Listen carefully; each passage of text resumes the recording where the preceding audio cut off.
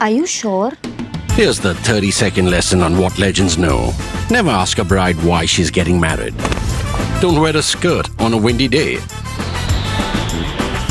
Deodorant is not a shower. Don't sniff chili flakes. And don't forget, saving is not investing. Legends don't just save, they invest in mutual funds. Mutual fund investments are subject to market risks. Read all scheme-related documents carefully. Are you familiar with the term caveat emptor? It means buyer beware. What it means is that the buyer should make sure to check out the quality of whatever he or she is buying, because no one else is going to be responsible. So I feel like using that expression before starting this episode of Cut The Clutter, because we are talking about the markets. And really, I know nothing about the markets. I don't buy or sell. I don't trade. Everything is foreign to me. For my savings, I trust my mutual fund managers, mutual funds, and I know that mutual funds are subject to market risks. And I don't read offer documents carefully. I just trust the fund manager. So with that qualification out of the way, we'll talk about the markets, but not really about markets, but about the politics behind the markets. Now, politics drives the markets, but markets also drive politics. If you had any doubt that markets also drive politics, see the way Modi government is now fielding its top ministers, its top and the most articulate ministers, particularly the two English-speaking eloquent ministers, that is Finance Minister Nirmala Sitharaman and External Affairs Minister S. Jaishankar. I'm putting them in that order because this is more to do with Nirmala Sitharaman's portfolio. These have been fielded, and not just that. The heaviest artillery has been pulled out. If you thought these guns were not big enough, then even Home Minister Amit Shah has spoken about this. So all three of them have spoken about the markets. They haven't said what's going to happen on the markets. They haven't said what to buy, what to sell. You won't expect that. But what have they tried to do? In their various statements, utterances, speeches on multiple platforms, they've tried to pour oil over troubled waters by saying, listen, don't think there's going to be any big change, any big shock, and I will define that shock for you. Any big shock on June 4, the same government will come back to power. Obviously, they claim that it will come back to power with a larger majority. In fact, all three have said that there is no need for volatility. Be sure we, as in the BJP government, Modi government, is coming to power. Most explicit has been the Home Minister, Amit Shah, who should also know a little bit more about the markets, because as we saw in the declaration of his assets, he's probably the only senior minister who holds a bunch of shares in his portfolio. Those are good shares. It's a good healthy portfolio. So he said, talking to NDTV, he said, 4 जून के पहले आप bye कर लेना. First of all, he said, मैं कुछ कहता नहीं हूँ. The markets go up and down because the questioner, the NDTV reporter, asked him that why is the market showing so much volatility? Why has it been falling often? And he said, market ऐसे गोते 16 बार पहले खा चुका है, which means the market has had these dives. The market has nosedived 16 times similarly in the past. Now to link it to elections is a bit of a stretch. That's what he says. I'm translating from Hindi. And then he says, 4 जून के पहले आप buy कर लेना, which means buy what you can before 4th of June. ये shoot up करेगी. 4 जून के बाद ये shoot up करेगी. Because he says, I'm not saying anything. All I'm saying is that when the market sees a stable government, the market shoots up. So you will see a stable government and the market will shoot up. So he said that. Nirmala Sitharaman, talking at BSC in Mumbai, she has talked about some aspects of the markets and politics in a little bit more detail, and there are some nuances there that I will get into. S. Jaishankar, on the other hand, has talked about stability, has said his government is coming back to power, there is stability, there is rising in stature for India, that if so many countries and so many companies want to bring in investments to India, so many want to do joint ventures, so many countries want to sign free trade agreements, that tells you that India's stature has gone up. So the effort on the part of all three is all in the same direction.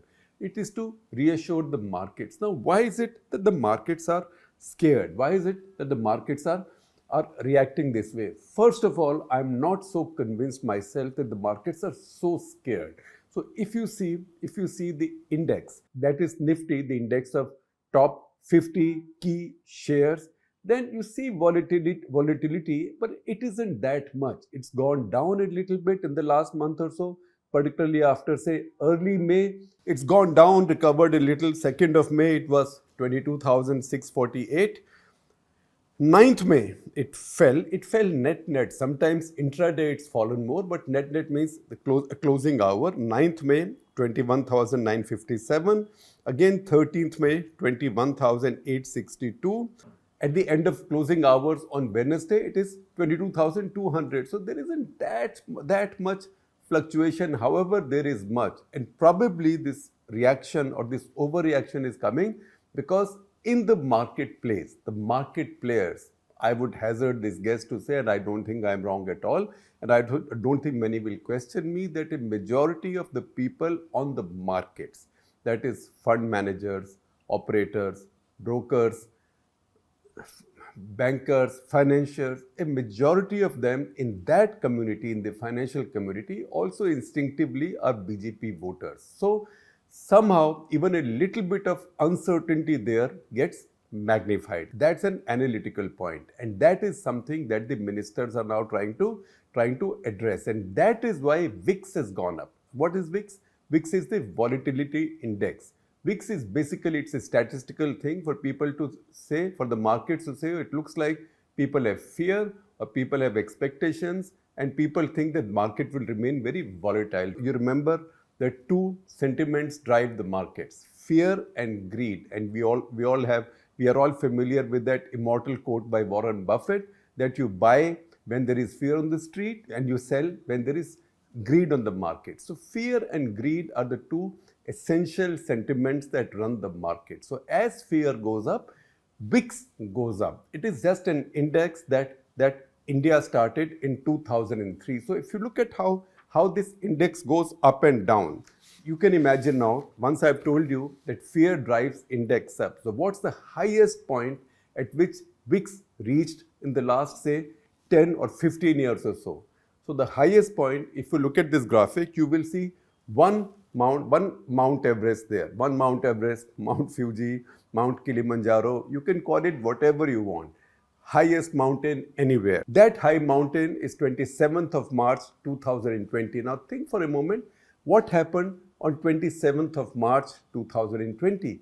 That is not when a new election was going to be held. It wasn't going up or down, or the fear was not spreading because the BJP was carrying out Operation Kamal in Bhopal and bringing down Kamal Nath's government and installing Shivraj Singh Chauhan there. No, this happened because this is when Modi government imposed a total lockdown in India because of COVID.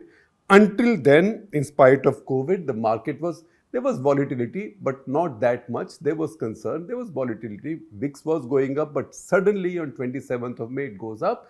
It goes up to 70 now. That is real fear in the market.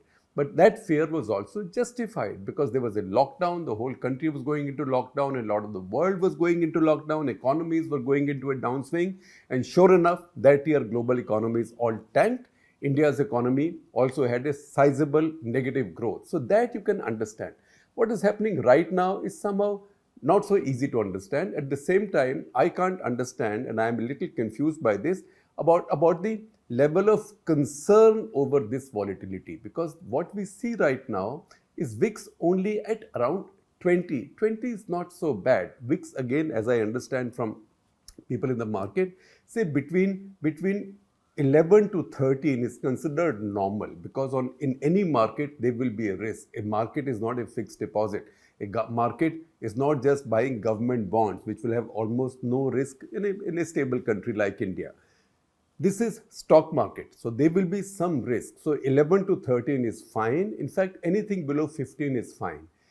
VIX right now is only 20. So I don't see why so much panic is spreading and so much talk is taking place about VIX going up to 20. Now, where is this idea of sudden volatility coming from?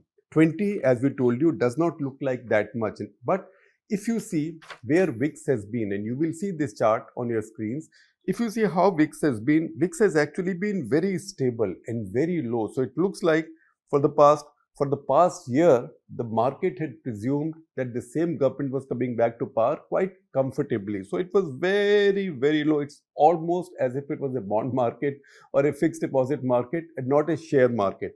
Then it starts going up as we get closer to elections. And once again, you see a lot of analysis, particularly on TV channels, that says that BJP is really ahead.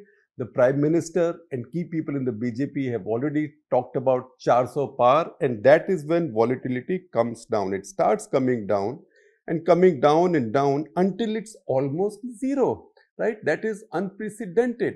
That is, the market is now taking a deep breath and just waiting for the elections because they know what the result is going to be.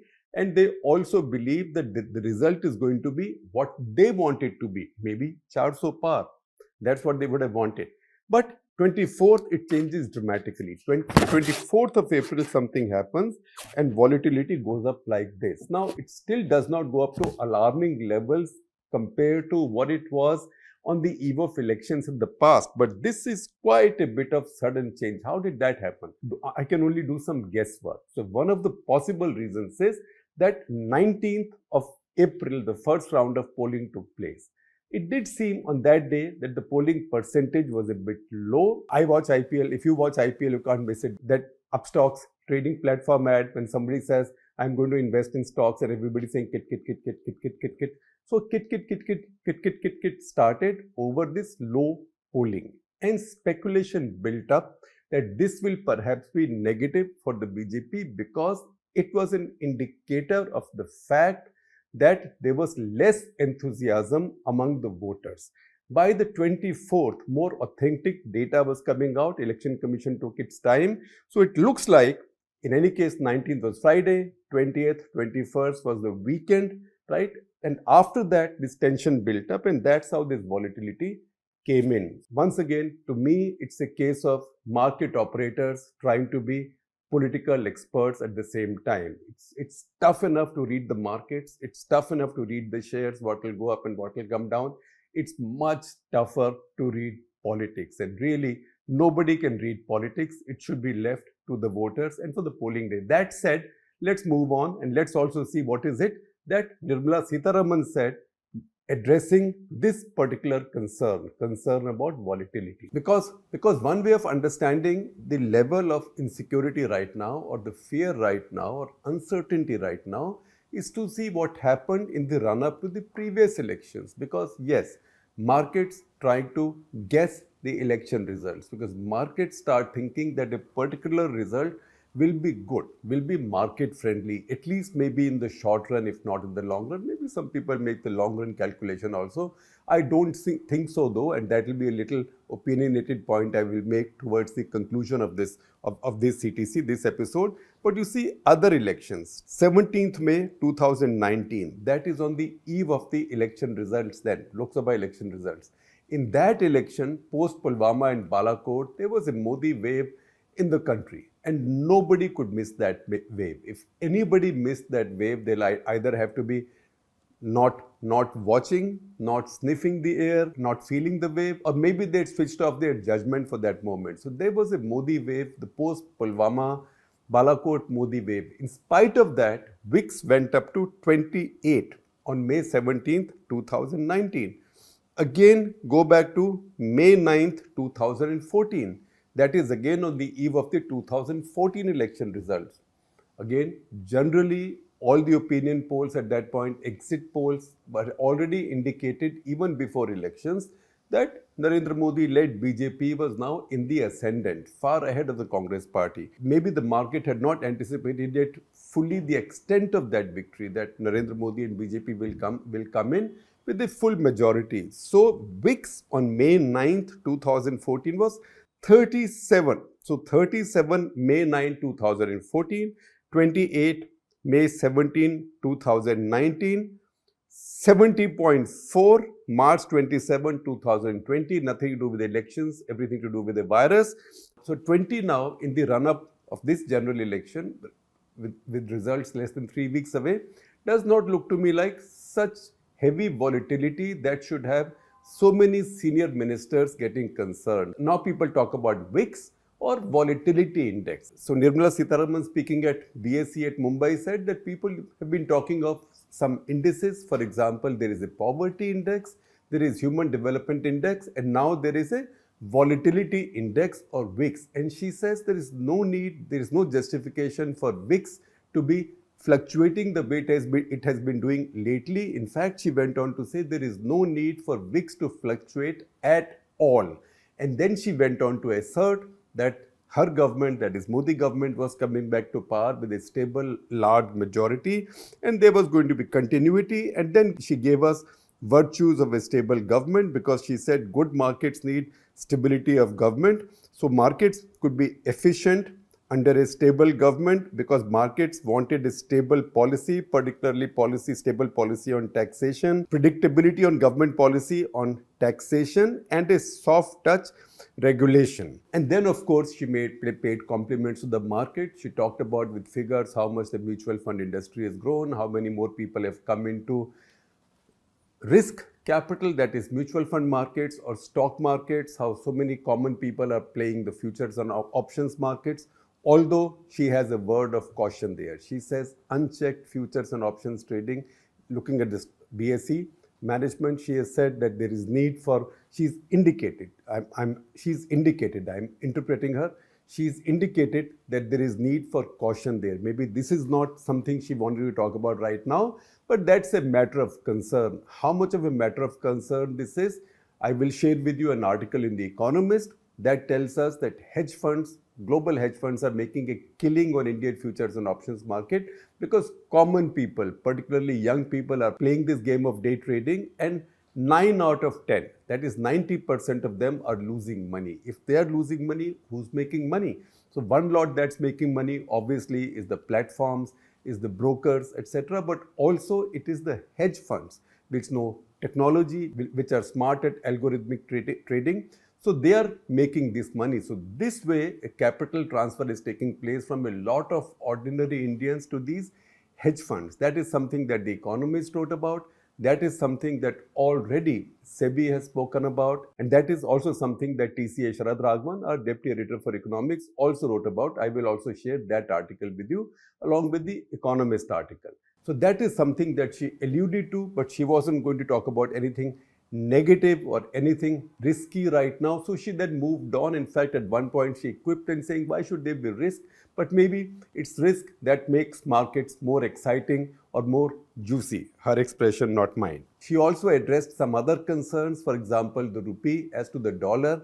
And she again said, she said, look, earlier I said rupee is not weakening, the dollar is strengthening. So people criticized me or made fun of this, but look at what's happening to yen. Yen seems to be weakening vis-a-vis the dollar. That's because the dollar is strengthening. And she said yen, a currency like yen, has also weakened by 60 basis points in a month. And that's the reason she said India is also looking around for those countries who may not have the dollar but may still want to trade. Again, the idea of trading in currencies other than dollar, particularly rupee trading, how practical that is, what scale that can achieve, those are debates for another day. But she's addressing the doubts again on what is seen as the decline of the rupee vis-a-vis the dollar. I found the question answer session after this BSE talk quite interesting. There were lots of questions about taxation. A lot of people in the markets were complaining that they were taxed multiple times. So there was income tax, then surcharge, GST, IGST, securities transaction tax, dividend distribution tax, and then dividend tax also in the hands of the recipient, and the company is already paying out dividend only from income on which the company is already paid tax. So all these questions she bounced by saying, I'm making note of these. All of these will be addressed by the finance minister who presents the budget next July. She was very careful. One particularly enthusiastic trader in the audience actually said, ma'am, I'm the working partner. I'm the working partner. I invest capital. I take the risk, but all the profit you take away by way of this tax, this tax, this tax, this tax, while the risk is all mine. So I'm the working partner. You are the sleeping partner. So I thought it was a bit of a faux pas, but she let it pass with a straight face. And she said, you don't expect a sleeping partner to answer this question sitting. And everybody just moved on. I don't think this was caught on to by many people, but I just thought this was such a funny moment in that conversation. However, this ended with a serious question as well. And this serious question was asked by Jayakumar Jakes, my very old friend, founder of Prime Securities, who said that the best performing index in India and one of the best performing indices in the entire world is the Indian PSU index. So Indian public sector undertakings are doing very well.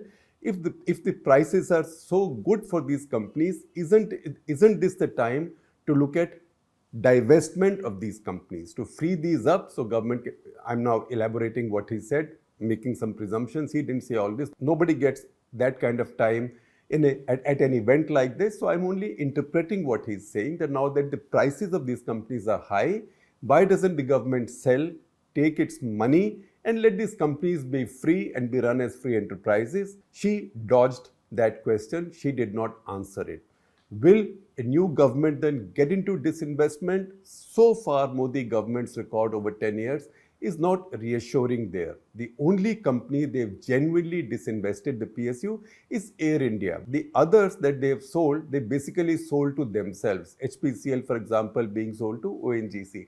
And there have been some such other transactions. In the process, government can pick up some money from its own shareholding. But beyond that, so far in 10 years, Modi government has not shown an ideological or philosophical commitment to privatization. Let us see what happens going ahead. Now, while Nirmala Sitharaman was speaking at BSE, around the same time, S. Jaishankar was speaking at National Stock Exchange, which pretty much is similar message. And I quote from his speech, I have every confidence and we will not only have a strong and stable government, but we will have a government with stronger majority.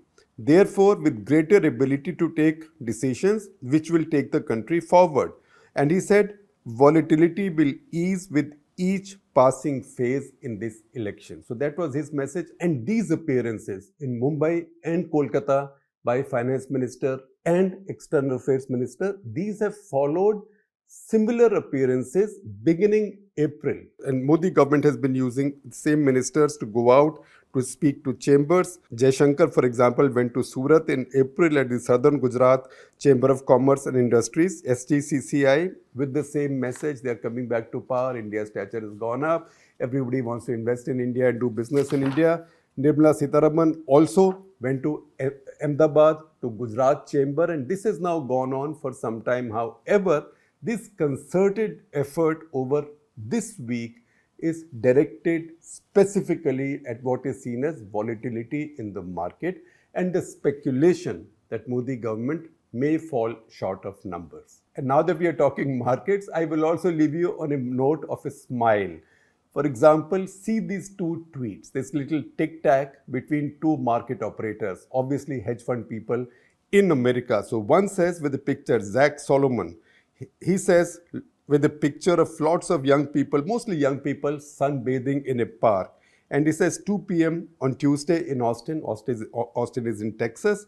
Work from home culture is really strong because the sun is out and all these people are sunbathing on a working day on the afternoon. To which Chris Bakke, who's also a hedge fund operator, he responds, at my hedge fund, I pay an analyst to walk around parks in Austin, San Francisco and New York and ask these people who are tanning at 2 p.m. on a Tuesday where they work. We then short the stock. We are up 728% this year. So I thought that's a nice, funny note to look at the market.